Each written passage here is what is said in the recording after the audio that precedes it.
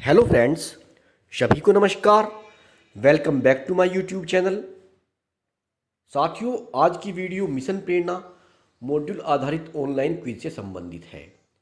गौतम बुद्ध नगर में तीनों मॉड्यूल प्रेरणा सूची या प्रेरणा तालिका से संबंधित प्रश्नों की एक ऑनलाइन परीक्षा का आयोजन किया गया है।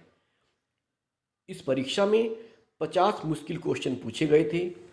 साथियों, अगर आपके यहाँ पर अभी इस तरह कोई एग्ज़ाम नहीं हुआ है तो आप अपने आप को इसके लिए तैयार रखें, क्योंकि ये एग्ज़ाम लगभग सभी जनपदों में होना है। कुछ जनपदों में हो चुका है और कहीं पर होने वाला है। तो साथियों, वीडियो बनाने का प्रयोजन सिर्फ इतना है कि आपके साथ साथ मेरी तैयारी भी हो जाती है, क्योंकि अभी हमारे जनपद मुजफ्फरनगर में मिशन प्रेरणा क्विज का आयोजन नहीं हुआ है। तो साथियों, वीडियो शुरू करने से पहले आपसे निवेदन है कि यदि आपने अभी तक मेरा यूट्यूब चैनल सब्सक्राइब नहीं किया है तो प्लीज़ आप मेरा यूट्यूब चैनल सब्सक्राइब करें, जिससे आपको इसी प्रकार की अन्य उपयोगी वीडियो समय समय पर मिलती रहा करें। अगर आप इस प्रकार की वीडियो को अपने व्हाट्सएप या टेलीग्राम पर पाना चाहते हैं तो मैंने इसके लिए टेलीग्राम और व्हाट्सएप ग्रुप बनाए हैं। आप इन ग्रुप में शामिल हो सकते हैं। साथियों, आपको ग्रुप के लिंक इस वीडियो के डिस्क्रिप्शन बॉक्स में मिल जाएंगे। तो शुरू करते हैं आज की वीडियो और देखते हैं कि गौतम बुद्ध नगर में जो एग्ज़ाम हुआ है इसमें कौन कौन से क्वेश्चन पूछे गए हैं। शुरू करते हैं आज की वीडियो। साथियों, पहला क्वेश्चन है, प्रेरणा तालिका में कितने विद्यार्थियों का रिकॉर्ड रखा जा सकता है? 25, 20, 40, 30। एक बार फिर से देखें क्वेश्चन, प्रेरणा तालिका में कितने विद्यार्थियों का रिकॉर्ड रखा जा सकता है? ऑप्शन 1 25, 20, 40, 30। तो साथियों, इसका सही जवाब है विकल्प नंबर 4। प्रेरणा तालिका में हम 30 विद्यार्थियों का रिकॉर्ड रख सकते हैं। जो एक प्रेरणा तालिका होती है उसमें हम 30 स्टूडेंट्स का रिकॉर्ड रख सकते हैं। नेक्स्ट क्वेश्चन है, ब्लॉक के कितने नामांकित विद्यालयों का मूल्यांकन स्वतंत्र संस्था के द्वारा किया जाएगा? 10, 5, 20, 15। तो इसका सही जवाब है विकल्प नंबर 3 20। ब्लॉक के 20 विद्यालयों का मूल्यांकन स्वतंत्र संस्था के द्वारा किया जाएगा। नेक्स्ट क्वेश्चन है, जन पहल हस्त पुस्तिका में जानकारी शामिल है। पहला विकल्प विद्यालय तथा परिवेश में किए गए कार्यों के बारे में। दूसरा है विद्यालय प्रबंध समिति के बारे में। नंबर 3 सामान्य जनसूचना। नंबर 4 नवाचार से संबंधित। सही जवाब है विकल्प नंबर 2 विद्यालय प्रबंध समिति के बारे में। जन पहल हस्त पुस्तिका है एक, उसमें विद्यालय प्रबंध समिति के विषय में जानकारियां दी गई हैं। नेक्स्ट क्वेश्चन है, प्रेरणा तालिका को भरने के बाद किसके द्वारा प्रमाणित किया जाएगा? बीईओ द्वारा, प्रधान अध्यापक द्वारा, एआरपी के द्वारा, डाइट मेंटर्स के द्वारा। सही जवाब है ऑप्शन नंबर 2 प्रधान अध्यापक के द्वारा। नेक्स्ट क्वेश्चन है, प्रेरणा सूची के अंतर्गत कक्षा 5 की दक्षता में क्या शामिल है? पहला विकल्प है बच्चे घड़ी देखकर समय बता सकते हैं। दूसरा विकल्प है बच्चे शून्य की अवधारणा समझ पाते हैं। नंबर 3 बच्चे 100 तक गिनती गिन सकते हैं। नंबर 4 बच्चे बस या रेल की समय तालिका को पढ़ सकते हैं। इसका सही जवाब है विकल्प नंबर 4। प्रेरणा सूची के अंतर्गत कक्षा 5 की दक्षता में जो इसमें से दी गई है वो है विकल्प नंबर 4, बच्चे बस या रेल की समय तालिका को पढ़ सकते हैं। नेक्स्ट क्वेश्चन है, प्रेरणा तालिका किसको भरना है? शिक्षक को, एसएमसी को, खंड शिक्षा अधिकारी को, एआरपी को? तो सही जवाब होगा विकल्प नंबर 1 शिक्षक को। प्रेरणा तालिका शिक्षक को ही भरना है। अगला सवाल, व्यक्तिगत निर्माण की आधारशिला किस शिक्षा को कहते हैं? प्राथमिक शिक्षा, माध्यमिक शिक्षा, पूर्व प्राथमिक शिक्षा, पूर्व माध्यमिक शिक्षा? सही जवाब है विकल्प नंबर 1 प्राथमिक शिक्षा। नेक्स्ट क्वेश्चन है, प्रेरणा तालिका का प्रमाणीकरण करेंगे BEO plus SRG, SRG plus HM, HM means headmaster, BEO plus HM, ARP plus HM। तो सही जवाब होगा विकल्प नंबर 3 BEO प्लस HM। प्रेरणा तालिका को जो प्रमाणित करेंगे हेडमास्टर और खंड शिक्षा अधिकारी इसको प्रमाणीकरण करेंगे। अगला सवाल है, तीनों हस्त पुस्तिका का विकास किस समूह द्वारा किया गया है? NGO द्वारा, ARP समूह द्वारा, केंद्र गुणवत्ता समूह के द्वारा, राज्य गुणवत्ता समूह द्वारा। इसका सही जवाब है विकल्प नंबर 4 राज्य गुणवत्ता समूह के द्वारा। नेक्स्ट क्वेश्चन है, प्राथमिक स्तर पर आकलन प्रपत्र किन किन कक्षाओं के लिए बनाया जाता है? क्वेश्चन को ध्यान से देखें, प्राथमिक स्तर के लिए बात कही गई है। तो प्राथमिक स्तर पर आकलन प्रपत्र जो बनेंगे वो कक्षा 3 से कक्षा 5 के लिए बनेंगे। सही जवाब होगा विकल्प नंबर 3। अगला क्वेश्चन है, प्रेरणा तालिका को हिंदी व गणित की दक्षताओं में क्या समानता है? जो प्रेरणा तालिका दी गई है उसमें हिंदी व गणित की दक्षताओं में क्या समानता है? पहला विकल्प है दोनों की संख्या कक्षा 1 से कक्षा 5 तक समान है। दूसरा विकल्प कक्षा 1 से कक्षा 3 में दोनों विषयों में 14 दक्षताएं व कक्षा 4 और 5 में 16 दक्षताएं हैं। साथियों सही जवाब इसका विकल्प नंबर 2 ही है। जो प्रेरणा तालिका है उसमें हिंदी और गणित की दक्षताओं में यही समानता है कि कक्षा 1 से 3 तक की जो दोनों विषय हैं उसमें 14 दक्षताएं हैं और 4 और 5 में 16 दक्षताएं हैं। नेक्स्ट क्वेश्चन है, यदि कोई बच्चा निर्धारित दक्षता को प्राप्त नहीं कर पाता है तो उसके नाम के नीचे क्या लिखेंगे? खाने को खाली छोड़ देंगे, दक्षता प्राप्त नहीं कर पाता है ये लिखेंगे, छात्र छात्रा एक कॉलम में सही का निशान लगाकर तारीख लिख देंगे, छात्र छात्रा एक कॉलम में गलत का निशान लगाकर तारीख लिख देंगे। इसका जवाब है कि उस खाने को खाली छोड़ दिया जाएगा। अगर कोई बच्चा निर्धारित दक्षता प्राप्त नहीं कर रहा है तो उसके खाने को हम खाली छोड़ देंगे और उस पर और ज़्यादा मेहनत करनी पड़ेगी। जब तक वो दक्षता प्राप्त नहीं कर पाता तब तक उसको उसके साथ मेहनत करनी है, पूरा प्रयास करना है। नेक्स्ट क्वेश्चन है, मिशन प्रेरणा के अंतर्गत कौन सा कालांश ध्यानाकर्षण कार्यक्रम के लिए निर्धारित है? प्रथम, द्वितीय, अंतिम, चतुर्थ। सही जवाब ऑप्शन नंबर 1 प्रथम। नेक्स्ट क्वेश्चन है, बच्चे वस्तुओं का उपयोग करके 1 से 99 तक की संख्याओं को गिन सकें तथा खुद के बारे में व साधारण स्थितियों के बारे में घर की भाषा में बात करते हैं। यह दोनों किस कक्षा के अंतर्गत वर्णित है? कक्षा 2, कक्षा 3, कक्षा 1, कक्षा 4। सही जवाब है कक्षा 1 ऑप्शन नंबर 3। अगला सवाल, प्रेरणा तालिका को विद्यालय में कहाँ चस्पा करेंगे? पहला विकल्प है प्रधान अध्यापक कक्ष में, कक्षा में, विद्यालय की बाहरी दीवार पर, उपरोक्त में से कहीं नहीं। तो सही जवाब है कक्षा में, विकल्प नंबर 2। अगला प्रश्न, बच्चों के द्वारा अर्जित दक्षताओं का नियमित अंकन किया जाएगा। सेट परीक्षाफल में, प्रेरणा सूची में, प्रेरणा तालिका में, वार्षिक परीक्षाफल में। तो सही जवाब होगा विकल्प नंबर 2 प्रेरणा सूची में। नेक्स्ट क्वेश्चन है, कक्षा 4 के भाषा विषय में क्या प्रेरणा लक्ष्य हैं? कक्षा 4 के भाषा विषय में क्या प्रेरणा लक्ष्य हैं? अनुच्छेद को 20 शब्द प्रति मिनट के प्रवाह से पढ़ लेते हैं। दूसरा है बड़े अनुच्छेद को पढ़कर 75% प्रश्नों को सही हल कर पाते हैं। विकल्प नंबर 3 अनुच्छेद को 30 शब्द प्रति मिनट के प्रवाह से पढ़ लेते हैं। नंबर 4 पर है छोटे अनुच्छेद को पढ़कर 75% प्रश्नों को सही हल कर पाते हैं। तो सही जवाब होगा विकल्प नंबर 4 छोटे अनुच्छेद को पढ़कर 75% प्रश्नों को सही हल कर पाते हैं।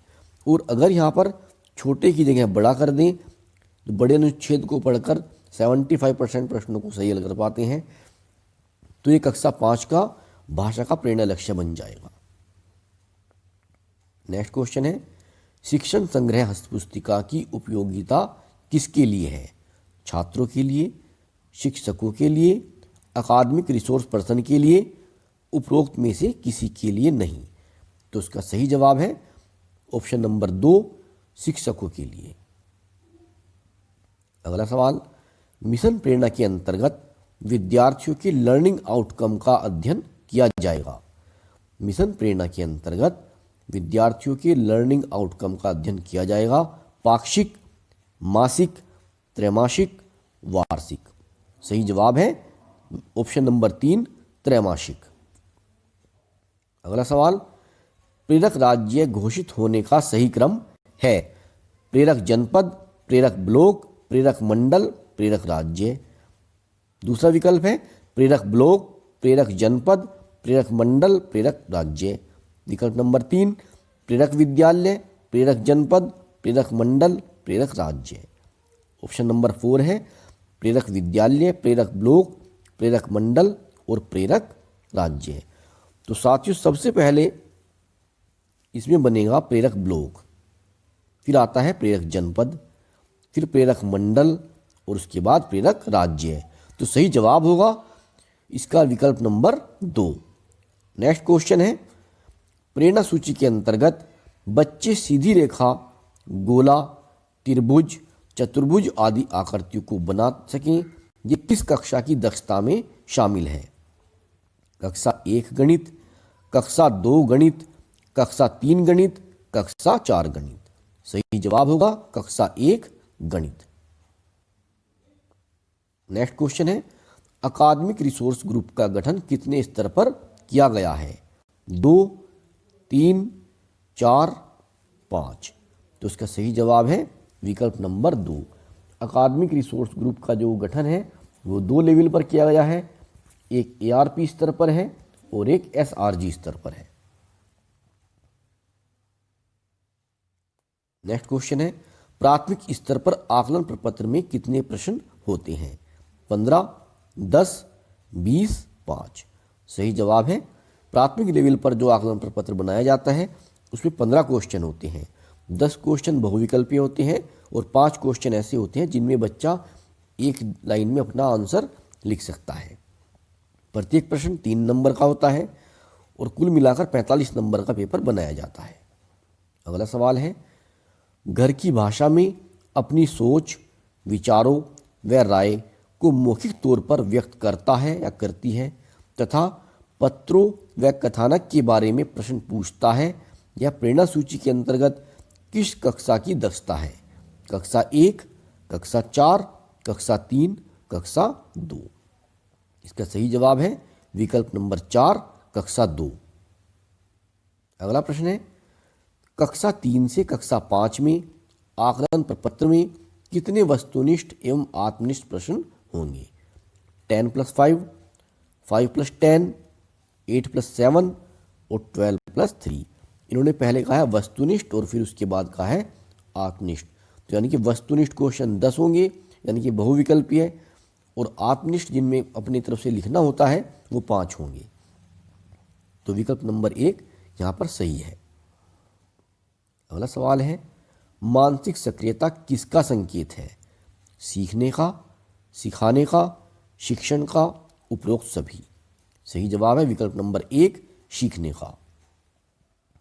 ELPS किस विषय का गतिविधि आधारित शिक्षण सिद्धांत है? भाषा का, गणित, भाषा एवं गणित दोनों का, सभी विषयों का। तो साथियों, ELPS जो थ्योरी है वो गणित विषय के लिए है और ये प्राथमिक लेवल पर बनाई गई है। तो सही जवाब है विकल्प नंबर 2। नेक्स्ट क्वेश्चन है, बाला है। बाला का मतलब होता है building as a learning aid. विकल्प नंबर 1 यहां पर सही है। प्रेरणा सूची में कितनी दक्षताओं को शामिल किया गया है? 14-16, 26-30, 17-20, 21-25। सही जवाब होगा विकल्प नंबर 1, 14 और 16। अगला सवाल, सुश्री वंदना गुप्ता ने शिक्षण संग्रह मॉड्यूल के निर्माण में किस रूप में योगदान दिया है? चित्रांकन, संपादन, तकनीकी सहयोग, समन्वयन। इसका सही जवाब है विकल्प नंबर 1, चित्रांकन। फाउंडेशन लर्निंग शिविर की दैनिक समय सारणी के दूसरे वादन में किस विषय का चयन किया गया है? भाषा, गणित, उपरोक्त दोनों, सभी विषय। इसका सही जवाब है विकल्प नंबर 2 गणित। नेक्स्ट क्वेश्चन है, प्रारंभिक कक्षाओं में गणितीय दक्षताएं हैं? मापन, संख्याबोध, दोनों, इनमें से कोई नहीं। सही जवाब है विकल्प नंबर 2 दोनों। प्रारंभिक कक्षाओं में मापन और संख्याबोध दोनों ही गणितीय दक्षताएं हैं। लर्निंग आउटकम को कहते हैं अधिगम संबंधी परिणाम, सीखने का प्रतिफल, अपेक्षित दक्षता प्राप्ति, उपरोक्त सभी। तो साथियों, लर्निंग आउटकम को अधिगम संबंधी परिणाम भी कहते हैं, सीखने का प्रतिफल भी कहा जाता है और अपेक्षित दक्षता प्राप्ति भी कहते हैं। तो इसलिए सही जवाब होगा विकल्प नंबर 4 उपरोक्त सभी। आकलन से प्राप्त फीडबैक उपयोगी है? बच्चों के लिए, शिक्षकों के लिए, अभिभावकों के लिए, उपरोक्त सभी के लिए। तो सही जवाब होगा विकल्प नंबर 4 उपरोक्त सभी के लिए। अधिगम पत्रिका क्या है? शिक्षक के द्वारा अपने अनुभवों का संकलन, बच्चों द्वारा स्वयं मूल्यांकन प्रपत्र, ARP द्वारा दिया गया फीडबैक, विभाग द्वारा प्रदत्त पुस्तिका। इसका सही जवाब है विकल्प नंबर 2 बच्चों के द्वारा स्वयं मूल्यांकन का प्रपत्र। अगला सवाल है, गणित शिक्षण के द्वारा कौन सा कौशल विकसित नहीं किया जा सकता? क्रमबद्धता, नियमितता, तर्क, लेखन। इसका सही जवाब होगा विकल्प नंबर 4 लेखन। नेक्स्ट क्वेश्चन है, भाषा का यांत्रिक पहलू है? समीक्षा करना, सोचना, लिपि, उपरोक्त में से कोई नहीं। इसका सही जवाब होगा विकल्प नंबर 3, क्योंकि जो समीक्षा करना है और सोचना है वो भाव या चिंतनात्मक पहलू है और यांत्रिक पहलू है लिपि। वर्तनी, शुद्धता, उच्चारण, सुलेख, ये सब इसके यांत्रिक पहलू में आते हैं। अगला सवाल है, ध्यानाकर्षण शिविर की साप्ताहिक शिक्षण तकनीकी में समूह कार्य किस सप्ताह की कार्य योजना में शामिल है? पहला विकल्प है पंचम सप्ताह, प्रथम सप्ताह, षष्ठम सप्ताह, सप्तम सप्ताह। तो उसका सही जवाब है विकल्प नंबर 3। जो ध्यानाकर्षण शिविर है साप्ताहिक शिक्षण तकनीकी में समूह कार्य जो छठे नंबर का सप्ताह है उसमें शामिल है। नेक्स्ट क्वेश्चन है, समावेशन शब्द का अपने आप में कुछ खास अर्थ नहीं होता है। समावेशन के चारों ओर जो वैचारिक, दार्शनिक, सामाजिक और शैक्षिक ढांचा होता है वही समावेशन को परिभाषित करता है। ये कहा गया है RTE एक्ट 2009, कोठारी आयोग, NCF 2005, उपरोक्त में से कोई नहीं। तो साथियों, ये जो सेंटेंस दिया गया है ऊपर, ये NCF 2005 में इसको लिखा गया है। विकल्प नंबर 3 इसका सही जवाब होगा। नेक्स्ट सवाल है, प्राथमिक स्तर पर आकलन प्रपत्र का पूर्णांक कितने अंक का होगा? 20, 45, 50, 30। तो साथियों, प्राथमिक लेवल पर 15 क्वेश्चन होते हैं और प्रत्येक क्वेश्चन 3 नंबर का होता है। तो इस तरह 15 गुना 3 बराबर 45। सही जवाब होगा विकल्प नंबर 2 45। कक्षा 1 के लिए निर्धारित प्रेरणा लक्ष्य हैं। पहला है निर्धारित सूची से भाषा में 10 शब्द एवं गणित में 10 संख्याओं को पहचान लेते हैं। दूसरा है निर्धारित सूची से भाषा में 5 शब्द व गणित में 5 संख्याओं को पहचान लेते हैं। विकल्प नंबर 3 निर्धारित सूची से भाषा में 5 शब्द व गणित में 10 संख्याओं को पहचान लेते हैं। विकल्प नंबर 4 निर्धारित सूची से भाषा में 10 शब्द व गणित में 5 संख्याओं को पहचान लेते हैं। तो सही जवाब होगा विकल्प नंबर 2 भाषा में 5 शब्द और गणित में 5 संख्या। प्रोजेक्ट कार्य प्रभावी शिक्षण की कौन सी तकनीकी है? 4, यानी कि 4 का मतलब चौथे नंबर की, 10वें नंबर की या 16वें नंबर की या फिर 18वें नंबर की। तो साथियों, इसका जो सही जवाब है विकल्प नंबर 4 है 18वें नंबर की। ध्यानाकर्षण मॉड्यूल में प्रभावी शिक्षण के लिए 18 टेक्निक दी गई हैं। और प्रोजेक्ट कार्य उन्हीं में से 18वें नंबर की तकनीक है। अगला सवाल, लर्निंग आउटकम की कितनी श्रेणियां हैं? 3, 4, 5, 2। तो साथियों लर्निंग आउटकम 3 तरह के होते हैं, इसलिए विकल्प नंबर 1 इसका सही जवाब होगा। अगला सवाल है, समावेशी शिक्षा में शामिल हैं विशेष आवश्यकता वाले बच्चे, सामान्य बच्चे, दिव्यांग बच्चे, उपरोक्त सभी। समावेशी जो शिक्षा होती है उसमें विशेष आवश्यकता वाले बच्चे भी होते हैं, सामान्य बच्चे भी होते हैं और दिव्यांग बच्चे भी होते हैं, इसीलिए इसका नाम होता है समावेशी शिक्षा। तो विकल्प नंबर 4 इसका सही जवाब है। अगला सवाल है, समावेशी शिक्षा में शामिल हैं, ये तो हो गया है। चलिए अगला क्वेश्चन देखते हैं। कक्षा 3 के गणित विषय में क्या प्रेरणा लक्ष्य हैं? जोड़ एवं घटाना हासिल के साथ के 75% प्रश्नों को हल कर पाते हैं। साथ ही उसका सही जवाब विकल्प नंबर 1 ही है, क्योंकि कक्षा 3 का जो गणित विषय है उसमें प्रेरणा लक्ष्य यही है, बच्चे जोड़ एवं घटा के जो हासिल के साथ हैं 75% प्रश्नों को हल कर पाते हैं। अगला सवाल है, लर्निंग आउटकम भाषा विकास के कितने बुनियादी पहलुओं पर आधारित है? 4, 3, 2, 5। सही जवाब है विकल्प नंबर 1, 4 पहलुओं पर आधारित है। अगला सवाल, सफलता ही सफलता को जन्म देती है, यह उक्ति किस मॉड्यूल में लिखी गई है? जन पहल हस्तपुस्तिका, आधारशिला हस्तपुस्तिका, ध्यानाकर्षण हस्तपुस्तिका, शिक्षण संग्रह हस्तपुस्तिका। सही जवाब है विकल्प नंबर 4। ये जो सेंटेंस है ये शिक्षण संग्रह मॉड्यूल से लिया गया है। अगला सवाल, आधारशिला में भाषा व गणित विषय के लर्निंग आउटकम की कौन कौन सी श्रेणियां हैं? एक से अधिक उत्तर चुन सकते हैं। फोकल आउटकम, नेस्टेड आउटकम, उप लर्निंग आउटकम, रोस्टेड आउटकम, उपरोक्त विकल्प 1, 2, 3। तो साथियों इसका सही जवाब है विकल्प number 4, focal learning outcome, nested और उप लर्निंग आउटकम। अगला सवाल है, जिस प्रकार बीज में विशाल वृक्ष के रूप में विकसित होने की संभावनाएं छिपी रहती हैं, उसी प्रकार बच्चों में अनेक अंतर्निहित क्षमताएं होती हैं जिनको शिक्षक कक्षा शिक्षण के माध्यम से निखारते हैं। ये कथन किसका है? साथियों ये कथन है रेणुका कुमार अपर मुख्य सचिव का। ये सबसे पहले जो मॉड्यूल होते हैं हमारे उनमें दे रखा है, उन्हीं में लिखा हुआ है। ये कथन रेणुका कुमार अपर मुख्य सचिव के द्वारा दिया गया है। तो साथियों ये थे 50 क्वेश्चन। आशा करता हूँ यह वीडियो आपको अच्छी लगेगी और आपके लिए उपयोगी सिद्ध होगी। अगर आपको वीडियो अच्छी लगी तो इसे आप लाइक करें और वीडियो पर कमेंट भी करें। इस वीडियो में इतना ही, मिलते हैं आपसे बहुत जल्द अगली वीडियो में। तब तक के लिए नमस्कार, हैव ए नाइस डे।